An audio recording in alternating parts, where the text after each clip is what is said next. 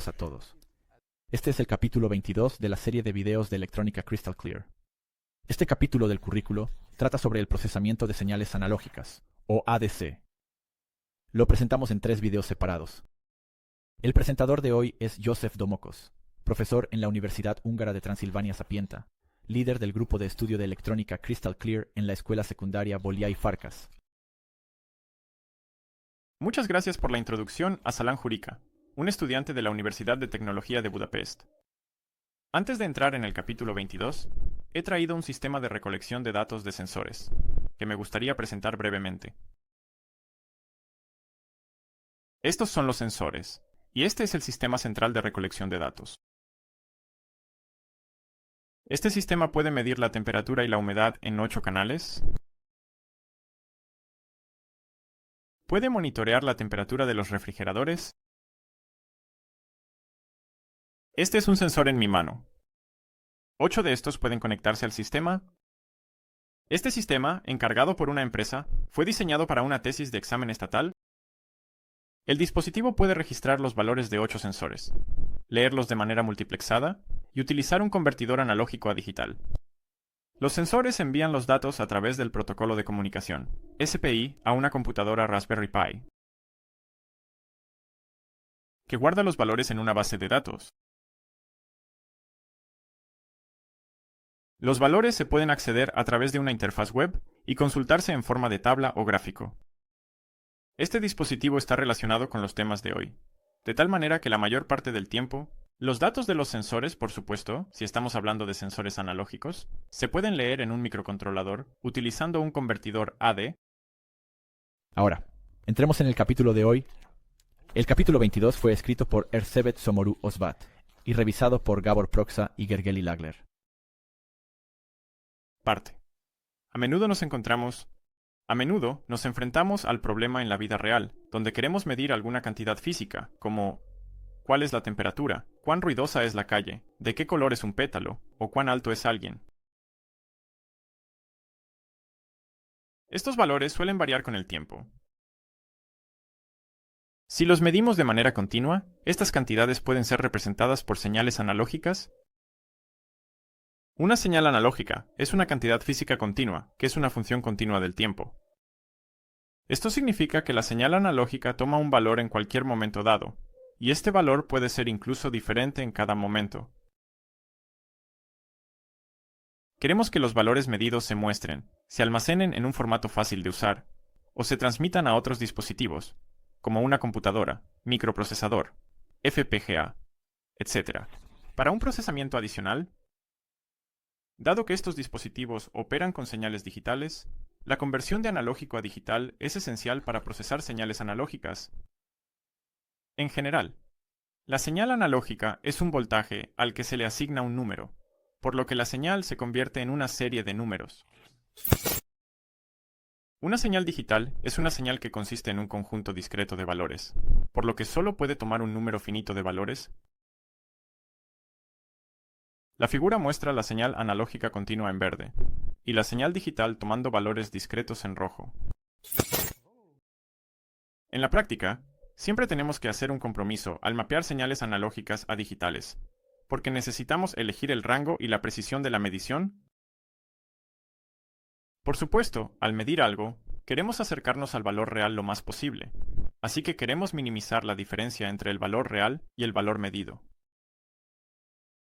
En otras palabras, el error de medición. El rango también determina la precisión de la medición, es decir, la resolución. Podemos ver que es importante conocer los parámetros de la señal que queremos medir, para poder seleccionar el dispositivo de medición adecuado. Por ejemplo, aunque vemos que la temperatura sube en la pantalla de mercurio de un termómetro exterior tradicional de manera continua, debido a la escala, la temperatura solo se puede leer con una precisión de 1 grado Celsius o 1/10 de grado Celsius. Estamos tratando de describir una cantidad continua por su valor discreto, es decir, cuantizarla. Como se muestra en los ejemplos anteriores, muchas señales no están disponibles en forma de señal eléctrica. En tales casos, debe convertirse en una señal eléctrica, utilizando transductores o sensores apropiados, Consulta el capítulo sobre sensores para más detalles. Luego, esta señal eléctrica continua se conecta a la entrada de un convertidor analógico digital, el ADC. Por lo general, el rango de la señal solo puede ser positivo, pero también hay convertidores bipolares que operan en el rango negativo. El ADC es un convertidor que convierte la señal eléctrica continua conectada a su entrada en una señal digital, y el equivalente digital de la señal analógica, medido periódicamente en el tiempo de muestreo, aparece en su salida. La figura muestra una señal conectada a la entrada de un ADC, en verde, y la señal que aparece en la salida en rojo. El tiempo está en el eje X, y el valor de la señal está en el eje Y. Después de marcar el máximo del rango de la señal, el rango se divide en 8 partes iguales. El rango de medición es el intervalo entre el valor mínimo y el valor máximo de la señal a medir, en el que queremos medir con cierta precisión. La salida digital muestra en qué pequeño intervalo de rango cae la señal medida. Por ejemplo, un valor de 3 significa que la salida está en el tercer intervalo. ¿Por qué hemos dividido el rango de medición en 8 partes? Gracias por tu pregunta.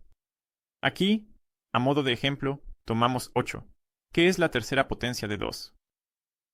Normalmente, los convertidores analógico-digitales utilizan valores más altos que eso, pero siempre alguna potencia de 2, por ejemplo, 2 a la 8, 256, o 2 a la 10, 1024.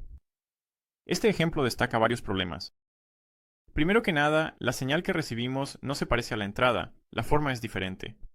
La figura muestra que la amplitud máxima de nuestra señal de entrada es mayor que el máximo del rango de medición seleccionado, por lo que la señal de salida entró en saturación, lo que significa que ha alcanzado el valor más alto posible.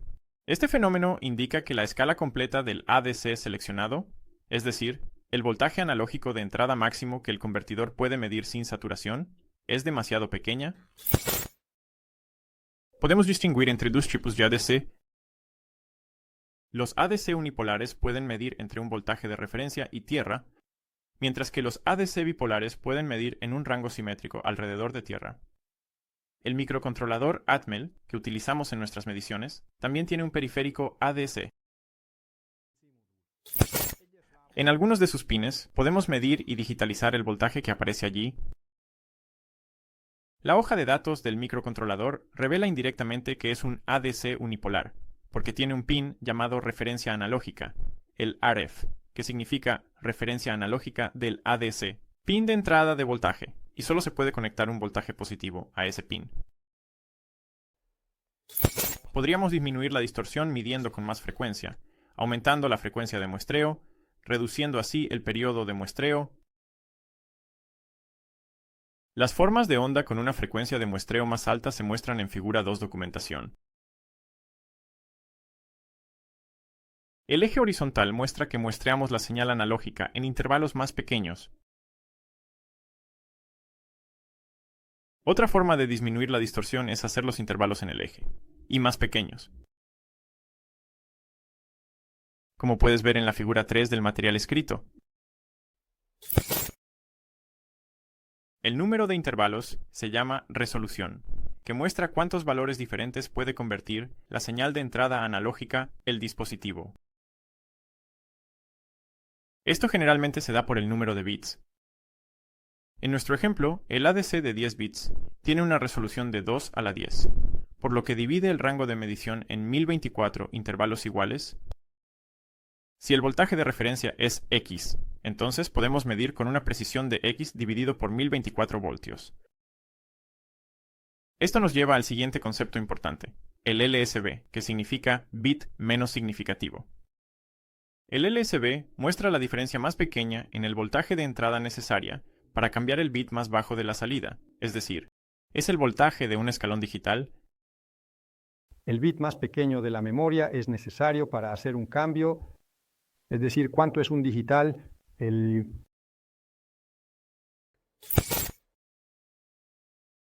LSB. Se puede calcular siguiente fórmula.